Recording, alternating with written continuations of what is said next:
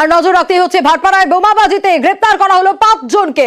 অর্জুন সিং এর বাড়ির সামনে গতকাল বোমাবাজির ঘটনা, গ্রেপ্তার 5। বোমাবাজিতে প্রথমেই প্রেম সিং নামে একজনকে আটক করা হয়। তারপর কারা কারা আটক কি জানা যাচ্ছে আরো বিস্তারিত অরুণ জানাতে পারবে।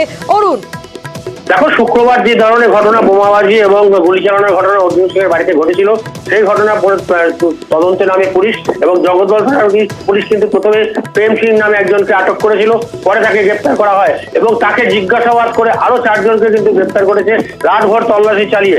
কিন্তু এখনো মূল অভিযুক্ত যিনি রয়েছেন তিনি কিন্তু এখনো অধরা, তাকে কিন্তু এখনো পুলিশ গ্রেপ্তার করতে পারেনি। তার অভিযানে এখানে তল্লাশি চালাচ্ছে। এর সঙ্গে কিন্তু আরো অনেক লোক আছে এবং এদের জিজ্ঞাসাবাদ করে তাদের কারা কারা এর সঙ্গে জড়িত তাদের কিন্তু এতক্ষণ পর্যন্ত 5 জনকে গ্রেপ্তার করা হয়েছে, তাদের পরিচয় কি? তাদের কি কোনো রাজনৈতিক পরিচয় রয়েছে? তারা কারা?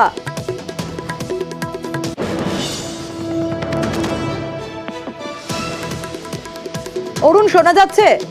হ্যাঁ, বলতে হবে। অরুণ, যে 5 জনকে গ্রেপ্তার করা হয়েছে তারা কারা? তাদের কি কোনো রাজনৈতিক পরিচয় রয়েছে?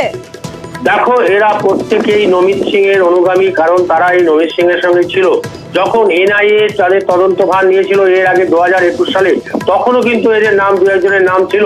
ফলে এই নমিত সিং এর নেতৃত্বে যেটা হয়েছে এটা অর্জুন সিং বরাবর দাবি করে এসছেন এবং এই ঘটনায় আরো অনেকে রয়েছে, কারণ একটা বিশাল মব কিন্তু সেখানে একসঙ্গে আক্রমণ চালিয়েছিল। এবার এই 5 জনকে জিজ্ঞাসা করে আরো কারা কারা আছে, যারা অনেকে আছে এলাকা থেকে গাছ ঢাকা দিয়েছে, পুলিশ তাদের খোঁজে কিন্তু তল্লাশি চালাচ্ছে। বেশ।